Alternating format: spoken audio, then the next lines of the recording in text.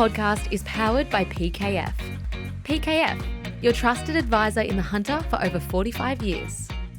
Down to Business acknowledges the traditional owners of the land and waters this podcast is recorded on. Hi guys, and welcome to another episode of Down to Business. I'm your host Andrew Beattie, and very interesting guest today all around people. So we've got best way to describe it, a professional with 20 years of experience in people is the way I describe it, from developing leaders to strengthening culture, really focused on helping businesses and people become more human, and we'll talk about that a bit more as we go. Look, an accreditation list as long as my arm, so I'll refer to a few notables, being Master of Social Ecology and Organisational Development, a Bachelor of Social Science, and Qualified Coaching and Performance Consultant. And the best one I could find was World's Best Mum. So there might be some disputes out there, but we'll talk about that one as we go. So CEO of Being More Human, welcome Michelle Crawford. Thank you very much. Pleasure to be here. Great. Thanks for coming in. So let's, there's so much to talk about when we talk generally people. I mean, my wife always gives it to me because I'm a people watcher, I guess, and I think in a non-freaky way, airports, shopping centres, but people are intriguing and you've made a career of it.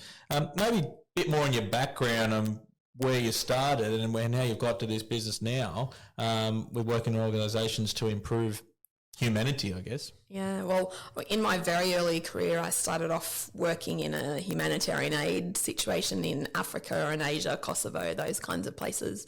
And I worked in big refugee camps of about 1 million people. So at a very, very young age, I was exposed to the best and the worst of humanity, quite literally in front of me.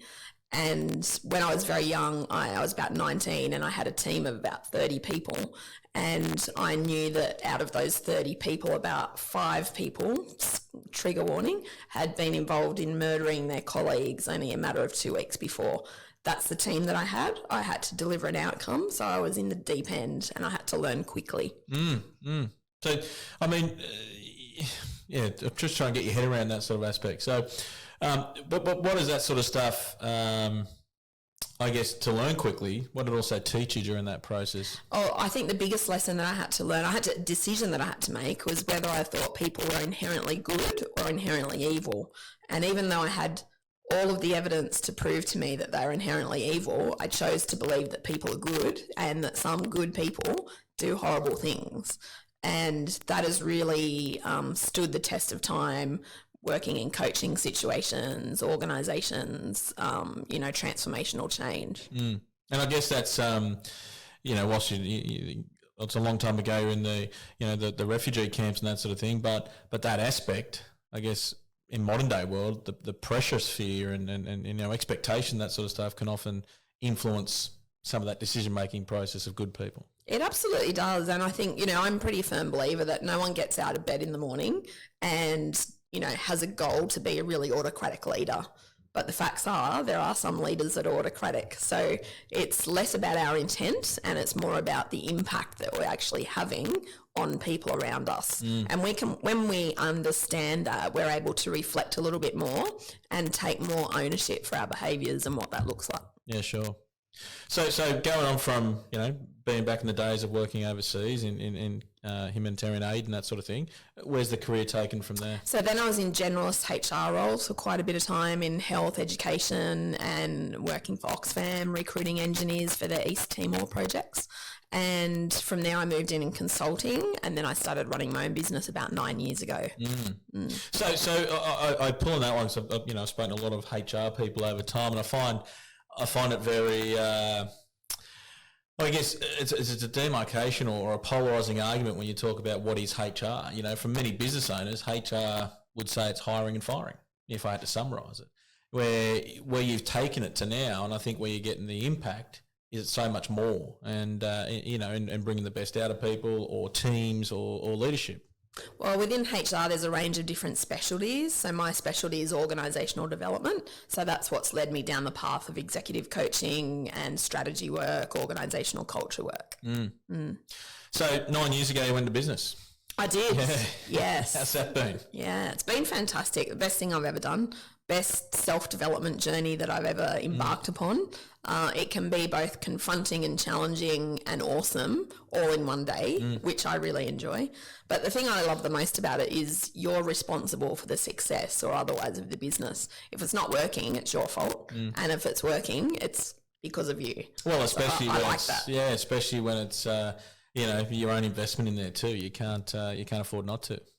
Yeah, absolutely. So you can't hide behind a team or a big organisation or a big structure or anything like that. It's very transparent in that absolutely. sense. Yeah, absolutely. Yeah, I'm a big, I love business, but I notice on the credentials we had to look at, and even my own credentials as well. I mean, we're in that game now, but nowhere do you actually get taught how to run a business.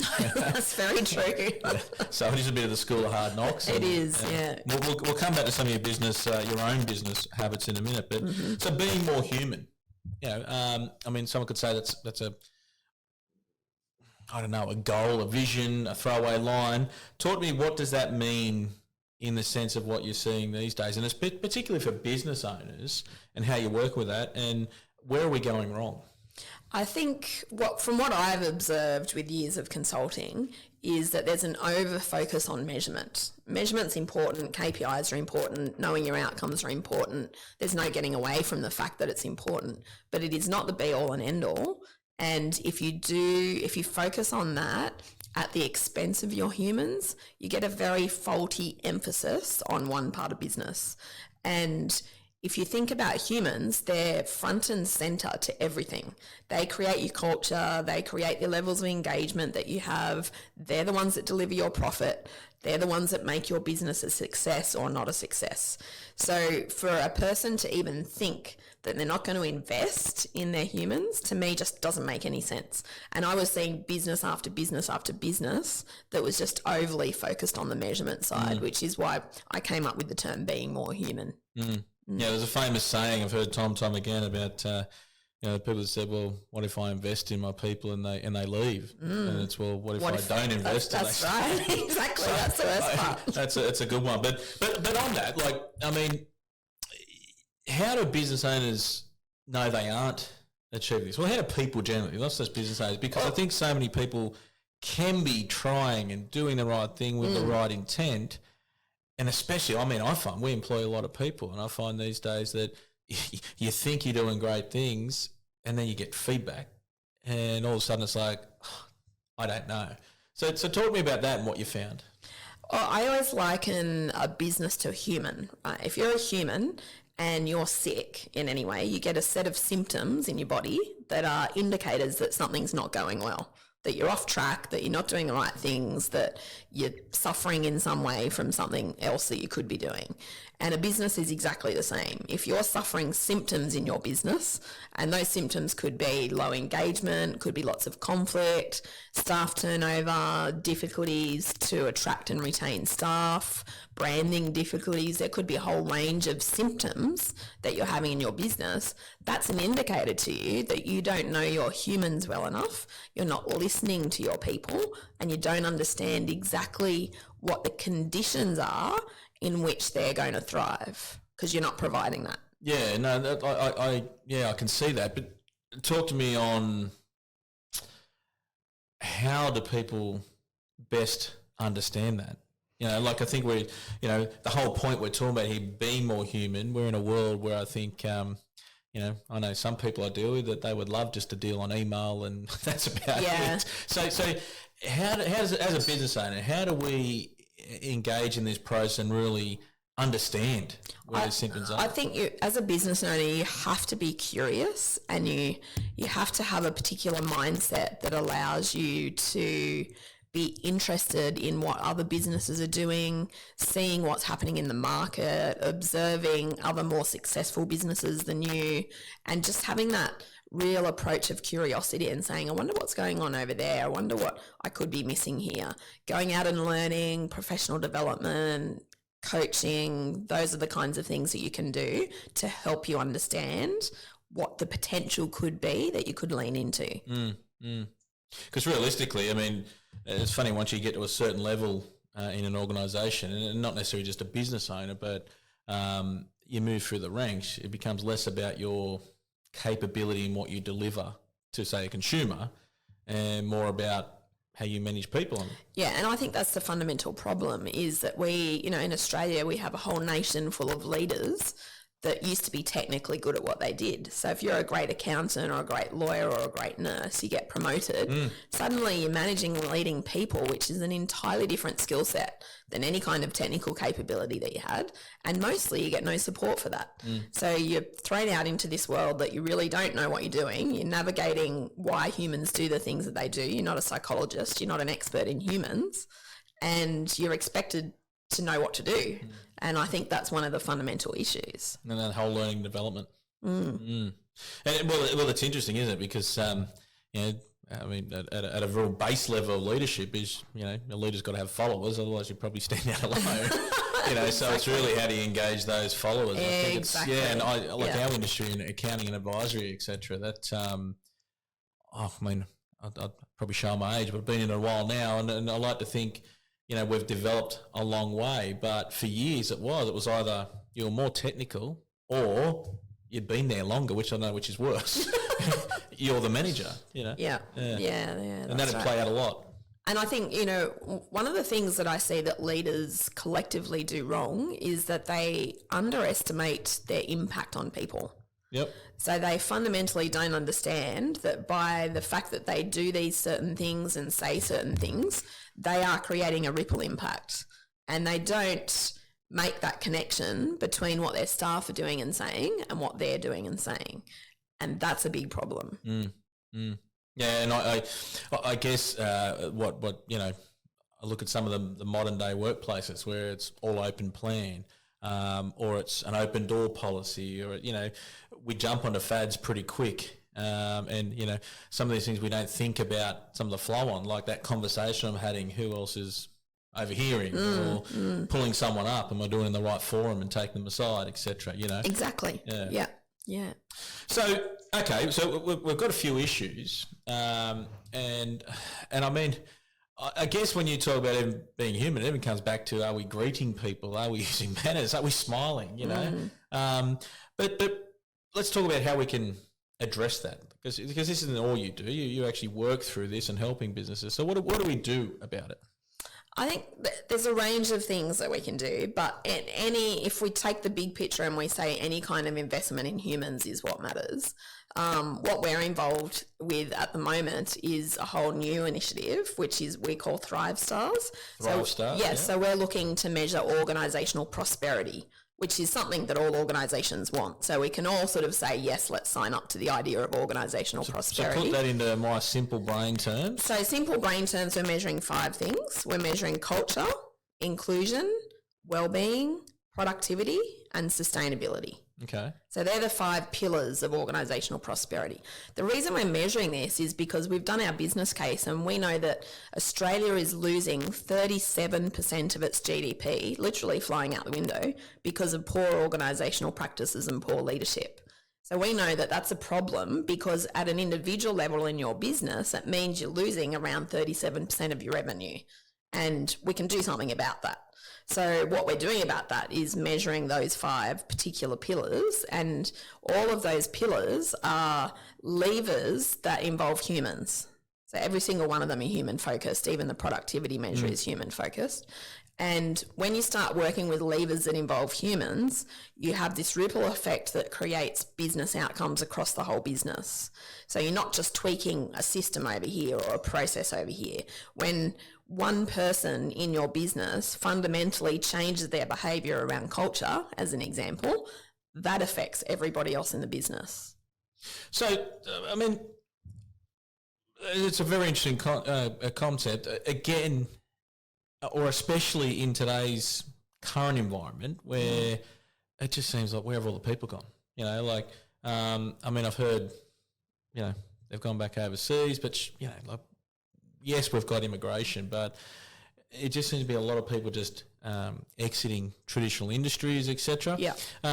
So when you take something like Thrive Stars, which I think is a great concept, or not even a concept, you're rolling that out, but to a point where we've got other forces such as, recruiters, not to pick on recruiters, but let's just say that, we put someone in front of us and they got 5 interviews lined up or 7 interviews lined up. How does a business owner use something like, Thrive Stars or general wellbeing concepts to, mitigate or defend against just ridiculous remuneration, which is a short-term thing, I know, but that's the real world at the moment. So if I give you an example, if I was an accountant or a business advisor and I was looking to Everyone wants to be an accountant. We all want to be when we grow up. And I was looking to move to the Newcastle area and I didn't know the region at all. I would Google what 3 or 4 or 5-star business advisors or accountants there were. PKF's name, of course, would pop up to the top of the list. So then I would market myself into that business because I know that PKF have already signed off and put effort and energy into those 5 stars. So I know that the alignment in terms of the purpose of what PKF stands for matches and aligns with my purpose. So that's a really practical way that people are going to be able to use the 5-star metric. It's interesting. I had an interview literally 2 weeks ago with a candidate that, fortunately has decided to join the family, but I think it's the first time I've ever had a question like this in 20 plus years of this industry. And I said, thinking questions for us. Usually we get asked about learning development, what sort of jobs am I working on? What's the team structures like? This one was straight up saying, what's your community involvement policy? And I was like, oh, good question. Think on your feet. Fortunately had enough evidence to be able to play it out, but it's a very different probably question from a candidate than I've seen in a long, long time. Yeah, and when you look at generational research, the sort of around 18 to 25 cohort there's about 63% of that cohort that will only buy a product or a service if it aligns with their ethical values. Now, that has a lot of implications for organisations and a lot of implications for recruitment because ultimately you're not recruiting me, I'm recruiting you. Yep. And the emphasis is different. And at the end of the day, people are voting with their feet because they want to do something that matters. So as a business, you have to be positioning what you do as something that matters. If you can't do that, you won't be in the race. Yeah, that's a good point. So I guess talk to me about, and it very much comes off what you're just saying, but talk to me about technology and, AI and automation and this sort of thing. Like we hear about it all the time. And don't get me wrong, I've seen it firsthand. It's definitely there and active. But is this the way we differentiate against that with, whether it be Thrive Stars or just the whole general being more human, that sort of thing? Because relationships surely have to, always win out. Yeah, and the way I look at that is that anything else in business, including AI and tech, you can replicate. You can replicate a process, you can replicate a system, you cannot replicate a human, and you certainly cannot replicate the culture that those humans create when they're together. So culture and your humans are your only single competitive advantage. The rest of the stuff anyone else can copy. So when you think of it that way, then it makes you want to invest even more in your humans. And how do we not change, but adapt or those humans that can, especially ones that haven't come in or grown through our culture in a business? Someone comes in and, as I said years before, in our game, you have people that are happy just to communicate all the time via email. I'm not one of those. I can't stand it. But that's a real fact that people have to deal with, especially business owners. How are some of the tools, or what are some of the tools you can apply to, address that whole communication factor? The communication factor is a massive one, and there's some really interesting things being done around tech that harnesses all your comms from your Slack channel and all your comms from your Teams channel, and looks at phrases that you use that predict burnout. It's a very interesting project that's being done. But in general, you have to create as many opportunities as you can for some kind of interaction. And I think the difference we're seeing now when we're managing remote teams and hybrid teams is that we don't know how to lead them. And people don't know how to behave when they're by themselves. And that sounds strange, but even though you're working from home by yourself, you still have to be able to connect in with the mothership, whatever that looks like, whether it's Friday drinks, whether it's whatever it is. So leaders have to be much, much more intentional about creating culture on the couch. Well, it was funny. That's a great point, because I think you just reminded me, during COVID, I think it was one of the best times we ever did Friday drinks, and it was, I think, because it was so unique and people needed, a bit of human interaction. But you were doing it on Teams or Zoom or whatever it may be, stuff like that. Yet we get back into life as normal, I guess, and it drops off. Yeah, and I think, that COVID was a real opportunity for us to recreate what normal looks like. And some of us have done that, and some of us have just gone bang right into, pre-COVID behaviours. But I think the dumbest thing that we can do in business is be busy. It's just not intelligent. Well, it's how people, answer, how are you these days, isn't it? Yeah, and I like to ban the B word. Personally, I don't choose to use it pretty much ever. And it just means you're on the rat race, you're in that fight or flight constantly, and you're not taking a step back, you're not being in the moment, you're not having a breath, you're not reflecting, and therefore your prefrontal cortex is not turned on. And we need that to make good decisions.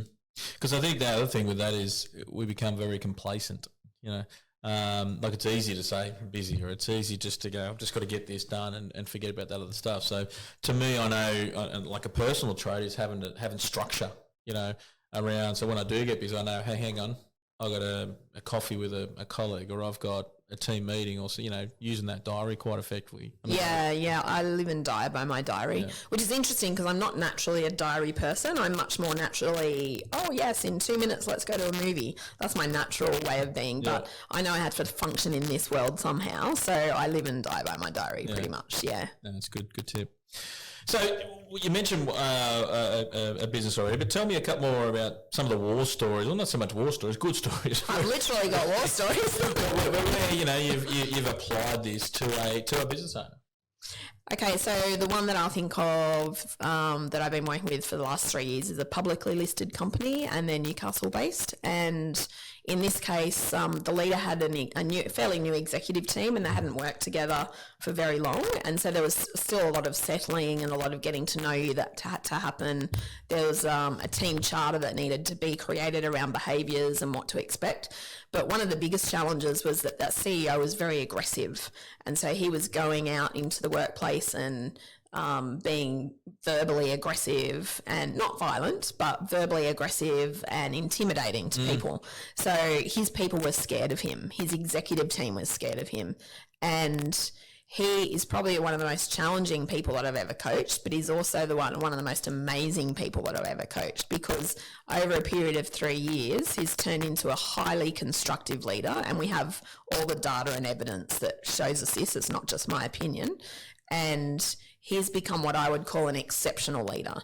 And the way that we did that is, firstly, he needed to have someone in his life who would tell him the truth honestly and clearly and point him in the right direction. He's a very clever guy. So as soon as he understood that what he was doing was limiting the growth of the company, he immediately changed his behaviours, because he had thought it was what everyone else was doing that was limiting the growth of the company. When he understood that it was him, then he was then open for what changes he needed to make to develop as a constructive leader. Yeah, sure. Because, I mean, I guess the before version, if we go like that, but it's a fine line between, I guess, entrepreneurial type people and really driven people around how they come off as you said, intimidating versus, other people might look at them and go, oh, they're inspiring, but it's a very fine line, isn't it? Yeah, and it's a lot to do with how you use your energy, and where you position that, and how you interact with other people, how you leverage that, how you understand that. There are certain times as a leader where you need to be more assertive. I would never think there's a time when you need to be aggressive, but there are definitely times when you need to be assertive and say, this is the way we're doing it. We're heading from here to here. It's in this time frame. If you're not interested in that, that's fine, but that's what we're doing here. Yeah. And I think it's also the more it's probably the whole point where you're going. I keep coming back to that humanity part, but the more you invest in relationships and discussions and making time for people, I guess you get to know people better, and there's a bit more understanding, but well, it is understanding each other's style type, personality type, etc. And then, as you said, it's not aggressive, but it might be some comments might be just direct. and not a lot of people can handle that. But the more you invest in that, probably helps that process. I love to discern between direct communication and clear communication. So clear communication is very constructive. It's likely to get the outcome that you need. Direct communication is quite aggressive and can be quite hostile. So a lot of people say, I'm a real direct communicator, and they say it with a badge of pride. What I hope that they could be saying is that they're very clear communicators, because there's a difference. Yeah, good point. So you've just mentioned you've got all the evidence. So obviously this process, and not just process, this whole area of expertise, and this is what I think business owners like to hear. So it's evidence-backed or let's say results-backed. Yeah, from the 1970s, and there is hundreds and hundreds of peer-reviewed articles that are published about it, and the tools that we use have been around since the 1970s. So it's very, very data-based. You can't get anything that's more scientific about human behaviour than the tools that we actually use, and that is super, super important, because a business owner can argue with me, but they can't argue with the data. When I put the data in front of them, there's nowhere to run and hide. The data is what the data is. And so what you're actually measuring is what you think of your own leadership effectiveness, and then you're doing a 360 and getting 5 or 10 other people to say what they think of your effectiveness. Sometimes those pictures match and there's alignment, but sometimes you think you're a great leader and other people are going, actually, no, you're super average. Or you could think that you're not such a great leader and other people around you are saying you're actually a fantastic leader. So once you get that initial feedback and insight through the data into your leadership styles, that then facilitates the conversations for coaching. And I think that's the hardest part is for and being a leader myself, being in that space, trying to get feedback, and I would say this for nearly all of my partners and clients I work with. Generally their teams, unless they can absolutely see it's anonymous, etc., they don't give a lot of feedback. So I guess having a process like this, fosters that. It's very structured, and feedback has to be very safe, because the person has to know that whatever they've said is not going to be disaggregated and held against them or used against them in any way. And so this system allows for that to happen. There's no possible way for the leader to know what one person said. Yeah, sure. Yeah. So that evidence-based and results-based, I guess that forms, underpins my next question around, you decided you wanted to go into business, you said about 9 years ago, yeah. Even now, let alone, we've had a lot of evolution, I guess, but talk 9 years ago, you would have had business owners going, it's a lot of fluff. So how have you pitched this? And I imagine there would have been, not that you say it to them, but there would have been a bit of a, I told you so, a little silent high fives yourself. Well, humans are my expertise, right? For other businesses, they have different expertise. So the first thing is you have to realise where your expertise is. Mine's in humans. And the second thing is that you have to realise where the pain is for the business owner. Every business owner has pain. It's just a matter of what kind of pain they have, what keeps them up at night, what's annoying them, what they really, really want to focus on. So the first thing that you have to do is find out what the pain is for that business owner. Then you figure out of this whole range and set of opportunities that we have to be able to work together, does one or a group of those match your pain point? And that's the conversation that you have. When you're talking about taking away someone's pain, they're happy to listen. And it's a good point you just said, does it match? Because, some of the best, I guess, proposals are some of the ones you lose, or you don't choose to pursue. So it's about matching styles. Yes, very much. And I guess for you and any consultant also, it's not just, you can give all the frameworks and all the surveys and all the evidence you want.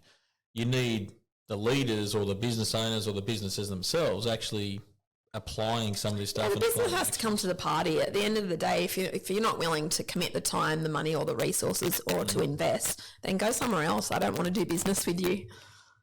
Good. So how's business going now? Business is good. Yeah? Yeah. You've seen a fair bit of change in 9 years? A lot of change, yeah, and a lot of change particularly in that SME sort of market. And I think that what I'm seeing is that business owners in SMEs are more willing to do this kind of thing now than what they were 9 years ago. Why do you put that down to? Evolution. Yeah. They've evolved as humans. Let's hope we all have. And desperation. They've tried everything else. Nothing's worked. Yeah, sure. Yeah. Yeah.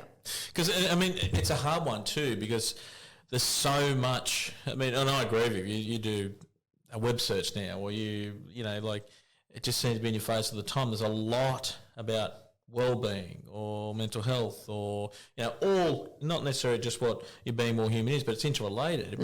It's a minefield for some people to navigate. Yeah, and that's why we're doing Thrive Stars, because we're bringing those 5 key areas together and making it easy for people. The results of that will come in a dashboard. So ultimately, if you're going into a meeting, into a shareholders meeting or a leadership meeting of any kind, you'll be able to have real live data of all of those people measures at one time. At the moment is decisions are being made on a 2-year-old culture survey or a 1-year-old engagement survey or a month-old financials. You're not making decisions on real-time data, and that's a big problem because the quality of decisions that you can make isn't as good as if you did have the real-time data. Yeah, sure. Speaking of, now you're into my world that I love, real-time data and reports and that sort of stuff. But as we said, you've run a business now for quite a while and you don't go to business school. And even people that have been to business school, it's very different actually in operations than theory. What are some of the rituals or habits you've developed now as a business owner, whether it be in reporting, whether it be in, seeking counsel, advice, etc.? What are some of the things that you'll go to in running your business?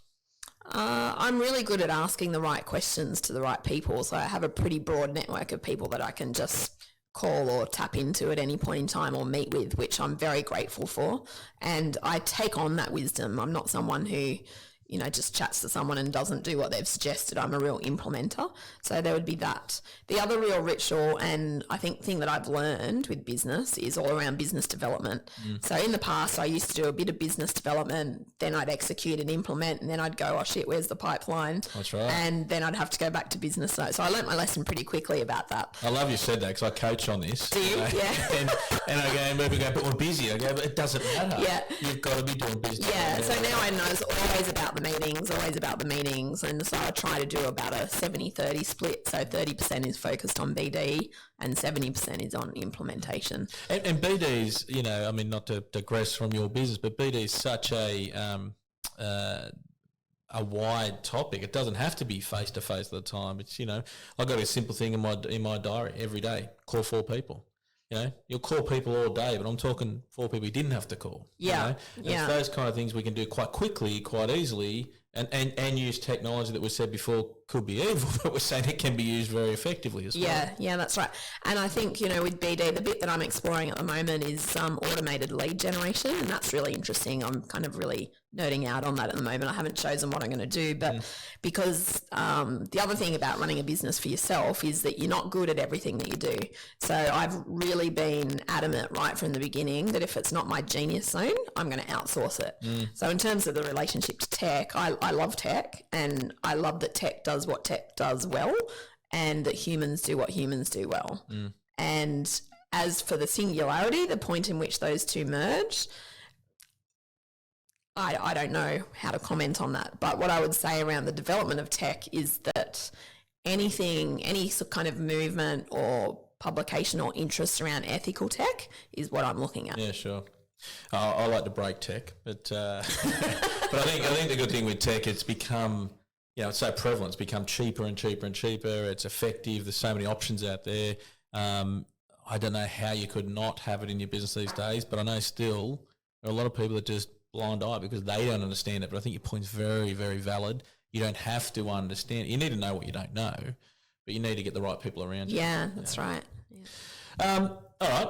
Biggest mistake and or lesson in business? Has to be the BD thing. Yeah. Like not reading that to start with and just like cash flow zero going, oh my God, what am I going to do? Has to be that, I would say.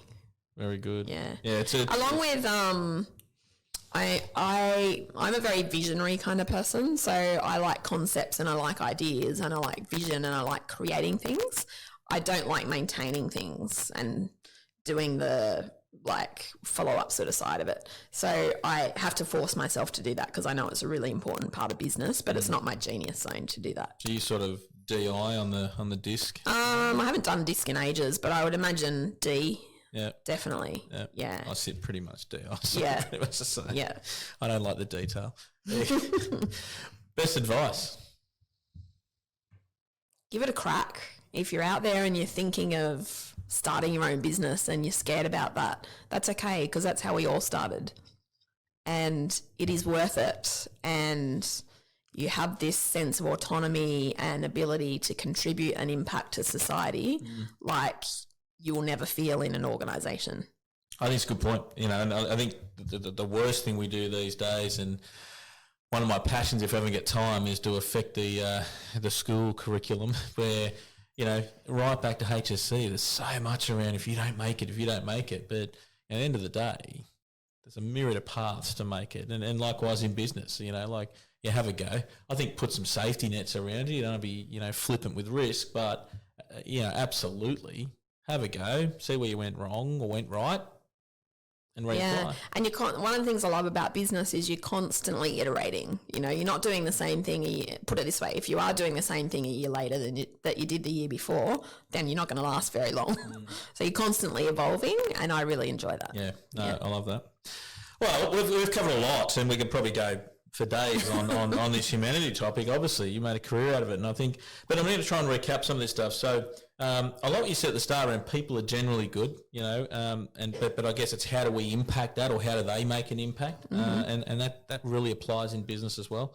You know, measurement's very important. Let's make sure we've got the right measures and not over focus on just probably those traditional financial and productivity measures. You know, from a humanitarian point of view, what are the symptoms that you notice in your business? And I think great when you said, I love this comment because I think it's all Ted Lasso-like, is, you know, business owners have to be curious. Cracking one. How are you supporting your leaders? I think that's a good one around, you know, too many people get into the management or leadership positions, but are we putting education around them? Are we putting development, learning development? So, you know, a really good one there, because too often we get stuck in that technical zone. Look at Thrive Stars. Yeah, new concept. I mean, we'll come back to how they find that soon, but I think that's even more important with the generational and demographic changes we're seeing within, you know, potential team members for you. Does your business have a true purpose, and are you communicating that? That's probably an important one there, especially when you're looking at people that potentially join your team or maintaining people in your team. Create interaction opportunities within your business. Let's address that. Sometimes communication deficiency, or they're reverting to emails or messenger or whatever it is, you know, like, get people to talk, find ways to have them talk. You know, use real-time data to make decisions. I think that's a great one. You know, get rid of the B word, busy. You know, what are you doing? How are you communicating? Use structure in your diary to, I guess, enhance some of these, you know, and make sure some of these are carried out. Are you direct or are you clear? I like that one. I could probably use that myself. You know, need to come to the party. If you're a business owner looking to apply this, it's not just paying someone to come and do something and then it's done. You know, you need to get involved and get your team involved. I think that's that real culture piece. Love what you said about, you know, asking questions, especially when it's out of your, as you said, genius zone, but also make sure you've got the network to ask the questions too, and that's where that interacts with that BD concept. You know, BD, I love this because, as I said, this is stuff I work on, and you can't stop and start it. You might tone it down a bit, but you've got to continue it all the time. And we'll wrap up with your final one of our best advice, which I love, is give it a crack. That's a really great interview on some of the key things that, as you said, people are so important. So now tell me so we've got beingmorehuman.com.au. Yes. And Thrive Stars? Yep, thrivestars.com.au as well. Check it out. All the socials. Beautiful. Yeah, check it out. Really important part for you as a business owner needs to look at. Michelle, thank you for joining me. Pleasure. Thanks, Andrew. Until next time, cheers.